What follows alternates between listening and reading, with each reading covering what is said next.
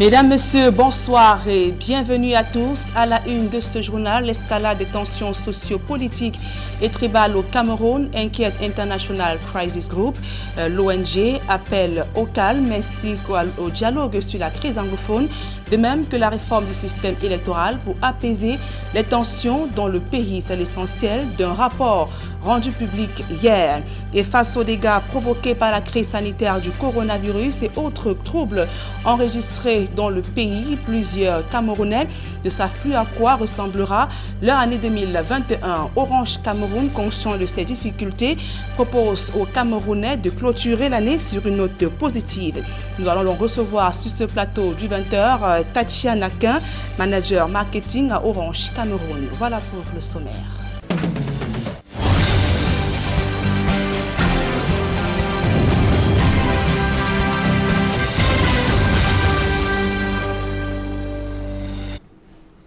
Mesdames, Messieurs, une fois encore, bonsoir et merci d'honorer ce rendez-vous de l'information sur Equinox Télévision. Au regard de l'enlisement des tensions socio-politiques et tribales au Cameroun, International Crisis Group appelle à un apaisement des tensions ethno-politiques au Cameroun. L'ONG propose notamment la réforme du système électoral, un dialogue sur la crise anglophone, de même que la libération des prisonniers politiques pour faire taire les tensions. C'est l'essentiel d'un rapport rendu public hier. La synthèse de ce document dans ce reportage de Xavier Foka et Eric Watat.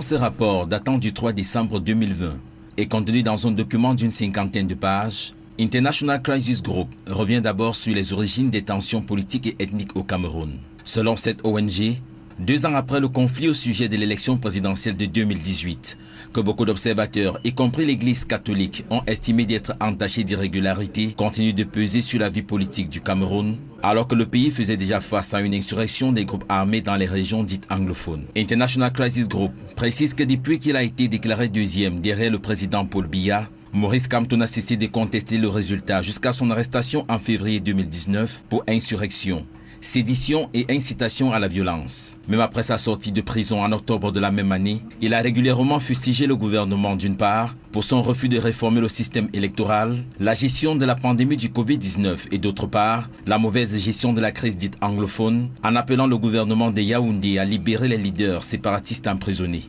International Crisis Group relève le fait que parmi les partisans du président Paul Biya et ceux de Maurice Kamto, nombreux sont ceux qui décrivent ce conflit politique comme une course au pouvoir entre leurs groupes ethniques respectifs. D'un côté les Boulous et les Bétis, et de l'autre les Bamileke. Cette ONG précise qu'avec la montée de la pression politique, les responsables politiques camerounais et l'opinion publique ont de plus en plus recours aux réseaux sociaux pour faire passer leurs messages et exprimer leur opinion. Malheureusement, les activistes de tous bords les utilisent pour propager la désinformation, aggraver les clivages ethniques et inciter à la violence. Des contenus incendiaires en ligne opposent Boulou et Béti d'un côté et Bamileke de l'autre, ce qui attise davantage les tensions sur le terrain.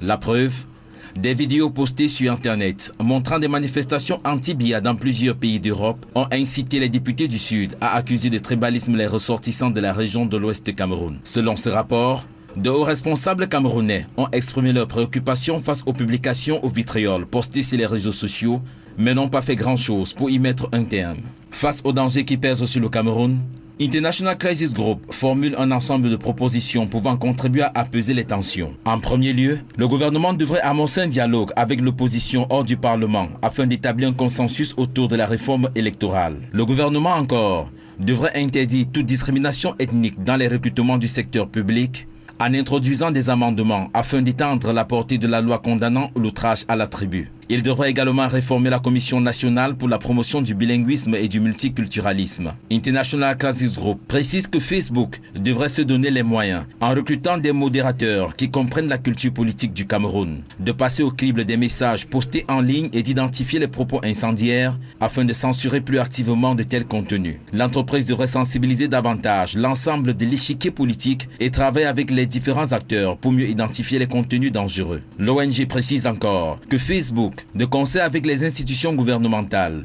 l'opposition camerounaise et la société civile, devrait redoubler d'efforts pour garantir qu'elle a vérifié leurs pages. En promouvant des pages vérifiées, l'entreprise aidera ainsi les utilisateurs à faire la différence entre les sources d'informations authentiques et celle des désinformations. International Crisis Group pense qu'en agissant dès maintenant pour renouer le dialogue avec ses opposants et en coopérant avec Facebook pour endiguer des propos haineux, le gouvernement pourrait contribuer à éviter le risque d'une réelle explosion. Et après un long silence depuis le déclenchement de la crise anglophone, des femmes parlementaires sont à la recherche des solutions aux crises qui secouent le Cameroun. Elles veulent notamment s'approprier de la résolution 1325 du Conseil de sécurité des Nations Unies qui déconseille l'utilisation de la force dans la prévention des conflits. D'autres précisions dans ce reportage de Aïe Cyril. On ne les avait pas entendues jusque-là. Les femmes parlementaires brisent le silence et s'engagent dans la recherche des solutions aux conflits qui sévissent au Cameroun. Les femmes parlementaires ont un double rôle, même un triple rôle. Nous sommes d'abord des femmes et dans le cadre des conflits qui existent dans notre pays, vous savez que les femmes et les jeunes filles sont les premières victimes de ces conflits. Donc nous sommes des femmes, nous sommes des mères. Et la mère est au centre de tous ces drames. Dans leur quête des solutions aux crises qui secouent le Cameroun, les femmes parlementaires disposent d'un instrument. La résolution 1325 du Conseil de sécurité des Nations Unies encourage la contribution des femmes et déconseille l'utilisation de la force dans la prévention des conflits. Nous allons commencer par nous initier à la résolution 1325 qui est la résolution du Conseil de sécurité des Nations Unies qui fait en sorte que la femme soit impliquée dans la résolution des conflits, non pas par les moyens armés, non pas par la force, mais par une approche non violente. Mais pour bien comprendre et s'approprier les objectifs de la résolution 1325 du Conseil de sécurité des Nations Unies, les femmes parlementaires s'attachent les services de Women International League for Peace and Freedom. La section Cameroun de WILF organise un atelier à leur intention à Yaoundé. Il était important pour elles, en tant qu'élues du peuple, de comprendre véritablement quel rôle qu'elles peuvent jouer. D'abord en tant que femmes, mais aussi en tant qu'élues du peuple, dans la prévention des conflits et la consolidation de la paix au Cameroun. L'atelier de Yaoundé vise à identifier des éléments qui permettront aux femmes élues du peuple de comprendre leur rôle dans la prévention des conflits et d'élaborer une feuille de route avec des actions concertées en faveur de la paix pour l'année 2021. Fait-on savoir. Et dans les couloirs de la justice à présent, les avocats maintiennent la pression malgré la libération de leurs confrères incarcérés. Le barreau du Cameroun exige toujours l'identification des auteurs des violences contre les avocats ainsi que des sanctions à leur endroit. De plus, le Conseil de l'ordre maintient également le boycott des audiences criminelles et même électorales. D'autres précisions dans ce reportage de Guizot. Ils ne lâchent rien. Décidément, les avocats restent d'attaque après leur décision de raccrocher leur robe jusqu'au 4 décembre et de boycotter les audiences criminelles et électorales du 7 au 11 décembre. C'est bien la quintessence du communiqué final qui vient de sanctionner la réunion du Conseil de l'ordre des avocats ce 2 décembre. Cette décision se justifie selon le Conseil de l'ordre par le fait que bien que les 4 avocats brièvement incarcérés à Douala récemment ont été relaxés, aucune sanction n'a été prise contre les auteurs des violences à leur endroit parmi les forces de l'ordre. À l'évidence donc, pour le barreau, il n'est pas question de lever le mot d'ordre de grève qui va courir jusqu'au 11 décembre. La même fermeté est également observée au sujet des avocats qui ont pris le contre-pied du barreau dans une correspondance publique. Il est annoncé le déclenchement des procédures disciplinaires à leur encontre. Dans une posture d'ouverture, le barreau souligne par ailleurs qu'il demandera la réactivation du groupe de travail Minjustice Barreau du Cameroun qui est manifestement en berne. Le barreau se préoccupe aussi de l'organisation des obsèques du bâtonnier Charles Tchakouté Patié qui ont été reportées s'inédiées. Il est question d'y associer toutes les compétences pour leur réussite. Évoquons à présent ce bras de fer entre le maire de Fumban, Patricia Tomano Ndamjoya et le sultan roi des Bamoun. Au centre de la discorde, les travaux de réfection de la porte d'entrée ravagée par les flammes il y a quelques jours. Le maire UDC estime que le monument relève du patrimoine de la municipalité et demande donc au sultanat d'obtenir la procédure d'autorisation dont sur le site de violents affrontements ont éclaté entre les deux parties. Mama Soufone et Eric Fopoussi. Quelques jours seulement après la survenance de l'incendie ayant ravagé le monument des 3 tours de la porte d'entrée de Fumban, département du Noun à l'ouest Cameroun, la ville reste un brasier sous haute tension. Patricia Tomano Ndamjoya s'oppose aux travaux de reconstruction engagés par le sultan, roi des Bamoun. J'en ai assez que mon autorité soit bafouée. Je suis maire de la ville où je ne suis pas le maire. Vous êtes le procureur pour me protéger ou vous ne l'êtes pas. Ces éléments de force de l'ordre, ils protègent la monarchie comme j'ai vu aujourd'hui, ou ils protègent la République. Une vidéo devenue virale montre un vif échange entre Madame le maire de Fumban et le procureur de la République. Je suis là pour qu'on arrête les travaux. Monsieur le procureur, on n'arrête pas ces travaux, je ne pars pas d'ici. Je vais dormir ici, parce que je suis quand même le maire de la ville. Demandez à ces personnes qui leur a demandé de construire ça, s'ils ont une autorisation de la mairie, même si c'est pour eux, mais ce bâtiment est un bâtiment public. Donc, pour la République que vous représentez, demandez qu'on arrête ces travaux. Et après, on va voir à qui appartient l'autorité de demander qu'on commence les travaux ou qui doit faire les travaux. C'est tout.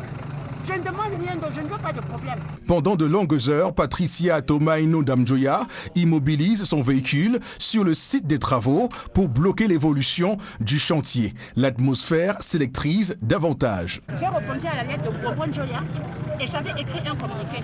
Tout ce que je veux, c'est que vous usez de votre autorité pour arrêter ces travaux. Et si vous n'arrivez pas à arrêter ces travaux, je vais conclure que nous sommes en monarchie. Côté traditionnel, l'on insiste sur la dimension historique du monument. Les Fulbe, avec des raids réguliers et récurrents, tout le temps, ils venaient dans l'espoir d'islamiser les Bamoun. Un certain Fifé, celui qui est allé voir le 11e roi de la dynastie, à l'époque c'était Mbombo, le 11e roi de la dynastie. Il lui a dit le seul moyen de contrer ces attaques-là, ces assauts-là, il faudrait faire un fossé d'une profondeur de plus de 3 mètres. Le fossé de 3 mètres sera donc construit autour de la ville, laissant une seule porte d'entrée et de sortie. C'est un lieu sacré que les Bamoun tiennent beaucoup à cœur. Les Bamoun sont trop attachés à cette entrée-là. Pour l'heure, difficile de concilier les deux camps, Madame le maire a rassemblé ses partisans dans la soirée de mercredi 2 décembre 2020 pour dénoncer les violences subies. De faire agresser Madame le maire devant vous, dans sa ville, et avant de casser 2 vitres de ma voiture, ils ont versé l'essence dans ma voiture. Devant l'autorité qui se dit autorité leader. Vous êtes un leader? Non, c'est pas ça. Ibrahim Bombonjoya, roi des Bamoun, pour sa part, continue son sitting chaque jour depuis le début des travaux de reconstruction du monument des 3 tours de Fumban. Connu pour ses prises de position au sein du RDPC jusqu'à son exclusion du parti, Saint-Éloi Bidoum est-il victime de sa grande gueule? La façade avant d'une installation tenue en bordure de route par Saint-Éloi Bidoum a été donc détruite à Yaoundé. Selon des témoins, les engins de la mairie de la ville sont arrivés en pleine nuit avant de procéder à la destruction. L'ancien maire de la commune de Yaoundé 6e parle d'un règlement de compte par des personnalités tapies dans l'ombre. Nous l'écoutons. Je suis parti d'ici hier à 22h. Je suis arrivé chez moi à 22h30. Et à 22h32, on m'a appelé que les engins de la communauté urbaine étaient là pour casser la structure. Je suis donc revenu. Mais quand je suis arrivé, ils avaient déjà cassé. C'est ce matin que j'apprends que celui qui avait la responsabilité de casser a dit à ses amis que j'aurais traité les élus de grabataires et Les grabataires ont donc décidé de me montrer ce dont ils sont capables. Qu'est-ce que je n'ai rien à me reprocher. Sur le plan de la distanciation, je suis à plus de, c'est-à-dire qu'à plus de 9 mètres de la route. Là, j'ai tout simplement aménagé pour faire la propreté, pour que ce soit propre. C'est pour ça que j'ai mis les carreaux, il n'y avait pas de bâtiment là-bas. Au cœur de ce journal, le difficile accès à l'eau potable, de même que l'enclavement des bassins de production et les pratiques de sorcellerie, plombent le développement de l'arrondissement d'Ngoumou. Des comités de vigilance et de développement ont été mis sur pied avec pour mission d'œuvrer à la veille sécuritaire et de même améliorer les conditions de vie des populations. Rodrigue Ngassi, Marcelin Gansop. 3 semaines de périple et voici que le sous-préfet de Ngoumou a touché du doigt les réalités auxquelles font face les populations des 52 villages qui constituent son unité de commandement. Nous avons relevé ici le problème d'électrification, le problème d'approvisionnement en eau potable, le problème d'infrastructures routières. Il y a également le problème de sorcellerie qui sont revenus en surface. Il me semble que nous avons pris la pleine mesure. L'autorité traditionnelle résume ainsi les difficultés qui sont communes à tous les 52 villages de l'arrondissement. Certaines sont évidemment plus préoccupantes que d'autres et leur ampleur varie d'un village à un autre. Il s'agit notamment de la culture et de la consommation des stupéfiants, ce que nous appelons chanvre indien. Il s'agit également de la sorcellerie dans certains villages où nous avons été marqués, où le chef a coulé les larmes devant ces populations pour exprimer les difficultés qu'il vit avec ces populations. Nous avons constaté également la sous-scolarisation malgré tous les efforts que l'État déploie. Ngoumou veut sortir du sous-développement. Cela nécessite l'engagement de tous, raison pour laquelle dans chacun des villages, des comités de développement et de vigilance ont été créés et installés. Nous leur avons rappelé que les comités de vigilance ne doivent pas se substituer aux forces de maintien de l'ordre. Il faut donc encadrer l'action sur le terrain, notamment beaucoup plus sur la dénonciation et également de relayer l'information. C'est pour ça que les chefs traditionnels au niveau de la base, c'est-à-dire les 3e degrés, doivent être des coordonnateurs et veiller à ce que ces comités de vigilance jouent pleinement leur rôle. Ça a été l'occasion pour nous de rappeler aux chefs traditionnels qu'ils sont des garants de nos traditions.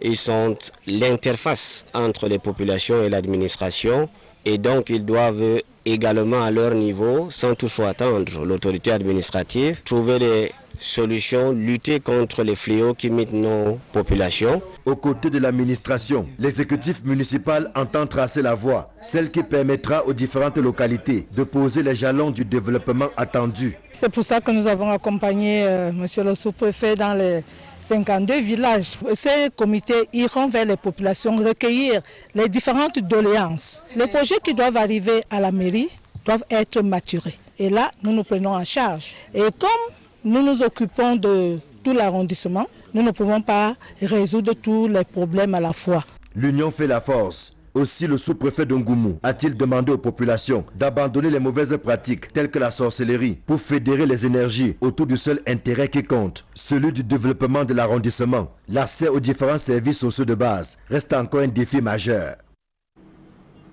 L'actualité hors de nos frontières à présent, le fléau des armes légères et la zone de libre-échange continentale au cœur du 21e sommet extraordinaire de l'Union africaine. Les travaux s'ouvrent demain et c'est par visioconférence que les chefs d'État vont échanger sur ces différentes thématiques. Le président Paul Biya sera donc représenté par le ministre le jeune Bella Bella des Relations extérieures. D'autres précisions avec Gladys Sidi. C'est un sommet pour faire taire les armes en Afrique. Avec la présence des groupes armés au nord-ouest et au sud-ouest du Cameroun, Boko Haram à l'extrême nord et dans une partie du Nigeria, des groupes armés dans le Sahel, le bassin du lac Tchad et une partie de la Corne de l'Afrique. Les chefs d'État ont 2 jours pour faire le point sur cette question qui préoccupe énormément le continent, fragilisé par la prolifération du terrorisme, l'extrémisme violent, la radicalisation, le séparatisme et les flux d'armes illicites. D'où le thème de ce 14e sommet extraordinaire de l'Union africaine, faire taire les armes, créer des conditions propices au développement de l'Afrique. Les dirigeants africains devront donc réfléchir sur les moyens à même de mettre fin au conflit et se pencher sur les causes profondes des crises qui secouent certains pays africains. Tous s'accordent à dire que la stabilité économique de l'Afrique passe par l'éradication des milices séparatistes et groupes armés. Ils appellent par conséquent au respect de la légalité internationale, du bon voisinage et la non-ingérence, tout en insistant sur l'interdépendance entre paix, sécurité et développement pour une paix durable en Afrique. Les enjeux de ce sommet extraordinaire de l'Union africaine sont donc connus. Il ne reste plus qu'à attendre les résolutions au terme des concertations. 2020, année de tous les maux, ils sont nombreux ces Camerounais qui ont traversé des moments extrêmement difficiles aggravés par la pandémie de coronavirus. Plusieurs personnes ont perdu leurs proches ou encore un emploi, en plus de la difficile équation du confinement. Bref, les parents également ont eu du mal à subvenir aux besoins de leur progéniture. Et comment des Camerounais ont-ils vécu, du moins vivent ces derniers jours de l'année 2020? Nos reporters ont recueilli quelques réactions dans les rues de la capitale économique Douala. Vous écouterez également ces populations qui dressent les attentes pour l'année 2021. Nous les écoutons. Nous sommes en période de fête, c'est comme si nous étions au mois de septembre où tout le monde est triste par rapport à la rentrée. Alors qu'en décembre, tout le monde doit avoir un sourire. Mais finalement, c'est plutôt le contraire. On croyait que 2020 devait être vraiment 20 sur 20 de meilleur. Mais 2020, vraiment, c'était 20 sur 20 vraiment depuis. 2020 était tellement de malheur jusqu'à maintenant. C'est le malheur qui continue. Donc on ne sait pas ce qui va arriver en 2021. Il nous faut beaucoup d'argent en 2021 pour pouvoir surmonter tous les obstacles que nous avons traversés. Tout était dur, le marché n'a pas donné, rien. L'argent pour améliorer ma situation de vie. De m'offrir une autre moto, autre que celle que j'ai là. J'aimerais bien avoir des vêtements tout neufs. Et du style responsable en fait. Je lui demanderais de m'offrir simplement une Bible, avec le langage dans la Bible, voilà, qui prône déjà un peu l'amour, la paix, la fraternité. Je pense qu'avec ça c'est plus meilleur en fait. J'allais dire une fleur, mais bon, comme on est en Afrique, l'argent pourquoi pas, voilà. Je suis un chef. Non, si on peut me donner notre épouse, ah oui, j'ai d'abord une, non?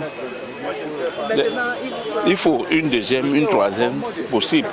Je vais seulement demander à mon épouse de m'accorder encore plus d'amour, plus d'attention. Pas plus d'affection, sa présence, qu'elle me donne aussi beaucoup d'enfants. Comme je suis un piéton, si jamais j'ai un vélo, je crois que je pourrais me déplacer beaucoup plus facilement. Un voyage hors de ce pays, je vais m'éclater, aller quelque part. Pourquoi pas dans les îles Caïmans. Le bonheur pour 2020 pour moi, c'est mes enfants. Si on peut assurer leur scolarité, c'est ce qui est important pour moi. Un toit définitif pour moi et mes enfants. Je suis dehors pour chercher l'argent et je n'en trouve même pas. Donc si quelqu'un veut m'aider là maintenant, il n'a qu'à me sortir même un carton d'argent, me donne là, ça va beaucoup me servir. Certainement, fait également partie de ces personnes qui ont vécu des moments difficiles durant l'année 2020. Mais sachez que tout n'est pas perdu. Il y a encore de l'espoir et Orange Cameroun, géant de la téléphonie mobile, vous propose donc de clôturer en beauté l'année 2020. Et pour en parler, donc, nous recevons sur ce plateau Tatiana Kempé. Bonsoir. Bonsoir Madame Yambou. Merci de me recevoir sur le plateau. J'en profite pour saluer tous vos téléspectateurs. D'accord, et je rappelle que vous êtes manager marketing à Orange Cameroun. C'est exact. Alors, vous avez suivi il y a quelques instants ces plaintes des Camerounais donc, qui ont vécu une année difficile marquée par la pandémie de coronavirus et bien d'autres difficultés. Et ces Camerounais qui émettent également des attentes pour l'année 2021. Quels commentaires ? Alors, ces propos résument assez bien l'année que nous avons vécue, une année difficile avec la pandémie du Covid-19. Donc, comme vous l'avez dit, nous avons des Camerounais qui ont perdu des proches, perdu leur emploi. Pour certains, ils ont été malades et nous avons tous connu le confinement. Je tiens à rappeler en fait que durant cette période, Orange Cameroun a pris ses responsabilités. On a accompagné les pouvoirs publics dans la lutte contre cette pandémie. Et nous avons également accompagné nos abonnés en mettant en place des offres abondantes qui leur permettaient en fait de rester et de maintenir les liens pendant cette période assez difficile. Je pense quand même que ce qu'il y a à retenir des témoignages que nous venons de regarder, c'est que les Camerounais ont de l'espoir, ils ont envie de vivre cette fin d'année avec beaucoup de joie, de bonheur, oublier ce qui s'est passé sur les mois précédents et vraiment terminer l'année sur une bonne note. Et comment vous, Orange Cameroun, vous comptez donc exaucer ces vœux des Camerounais en cette fin d'année? Alors c'est simple, Orange Cameroun a déjà dans son ADN l'esprit de partage, de générosité, de reconnaissance en fait vis-à-vis de ses abonnés. Et cette année, on compte encore marquer le coup durant cette période festive et on prévoit en fait d'offrir 120 millions de francs CFA aux Camerounais. Je dis bien 120 millions de francs CFA. Alors c'est simple, c'est 120 millions de francs à se partager. Tout le monde est éligible, il n'y a pas de critères de restriction. Tous les abonnés d'Orange Cameroun peuvent en bénéficier. Alors, ça va être 120 millions de francs CFA sur 60 jours, à raison de 2 millions de francs CFA par jour. Alors, on a suivi dans le Vox Pop tout à l'heure qui est passé des Camerounais qui aimeraient bien peut-être avoir une Bible, une femme, des vêtements, une nouvelle maison. Est-ce que Orange Cameroun pourra-t-il satisfaire toutes ces doléances? Alors, nous avons vocation à accompagner tous les Camerounais. Il est vrai qu'avec ce que nous proposons cette année, on pourra répondre à un certain nombre de besoins. Bon, peut-être pas une femme, mais avec les lots qui seront offerts, je pense quand même qu'on répondra à la majorité des besoins qui ont été évoqués lors de ces témoignages. Alors, comment ça va se passer concrètement sur le terrain? Tout à l'heure, vous avez dit que tout le monde peut participer. Comment ça va se passer concrètement? Alors, c'est simple. Donc, tout le monde peut participer. Il y a tout simplement 2 canaux. Oui. Donc, le premier, c'est de souscrire à l'offre MyWay sur notre application MyOrange ou tout simplement via le dièse 131 étoile 41 dièse, donc dièse 131 étoile 41 dièse. Et le deuxième moyen, c'est tout simplement en allant sur un code qui est assez connu quand même au Cameroun, qui est le dièse 150 étoile dièse, dièse 150 étoile dièse. Donc c'est le portail Orange Money. Et tous les actes en fait qui sont posés dans ce portail-là sont comptabilisés et nous rendent au final éligibles, en tout cas nous donnent une chance de pouvoir remporter un des lots que nous proposons sur cette période. Donc, sur la plateforme principalement Orange Money que les populations pourront aller? Exactement. Donc en fait, on a Orange Money, si vous faites un transfert d'argent, un retrait d'argent, payez votre facture aînée et au Kamwata, etc. Tous ces actes-là, en fait, vous permettent d'une certaine façon d'accéder au lot que nous proposons. Et dans l'autre cas, c'est MyWay, qui est une offre en fait qui n'a pas de limite en termes de montant à dépenser. Et elle est accessible sur l'application MyOrange et également sur le dièse 131 étoile 41 dièse.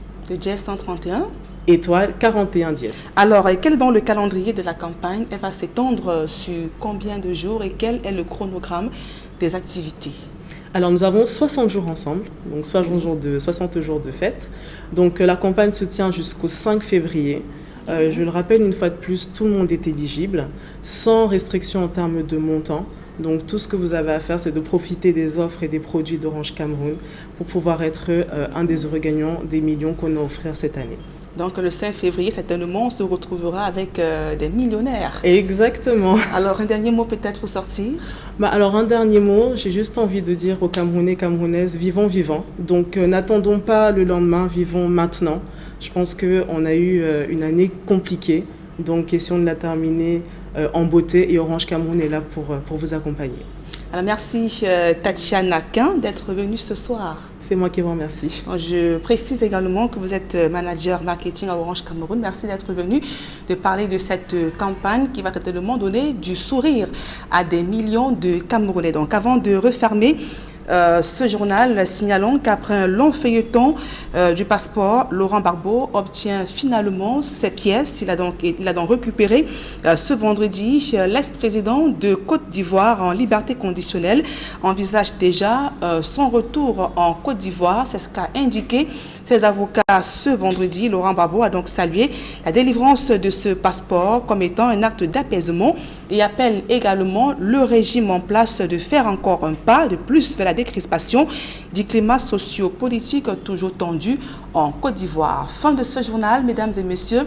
Merci pour votre aimable attention. Dans un instant, le débrief du journal avec Serge Alain autour et ses invités sur le plateau d'Equinox Soir. Serge Alain.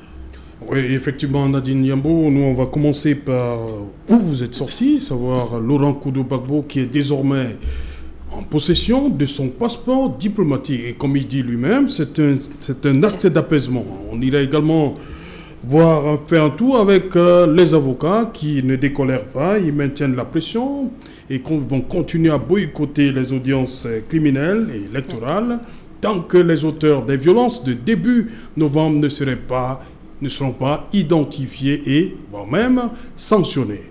Pourrons, si le temps nous permet, parler un peu de ce qui arrive à Saint-Éloi-Bidoum, du côté de Yaoundé.